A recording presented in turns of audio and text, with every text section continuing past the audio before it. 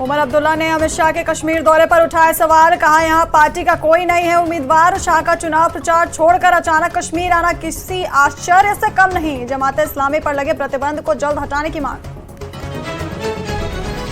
अगर 1987 के चुनाव में धांधली नहीं हुई होती तो जमात इस्लामी चुनावी प्रक्रिया से दूर नहीं होती। महबूबा मुफ्ती का बयान। उन्होंने कहा कि मौजूदा चुनाव में जीत हासिल करने के लिए प्रॉक्सी पार्टियों द्वारा लोगों को डराया जा रहा है। कश्मीर में चुनाव प्रचार जोरों पर। बांडीपोरा में सजाद लोन की जनसभा तो कुपवाड़ा में पीडीपी चीफ महबूबा मुफ्ती का रोड शो।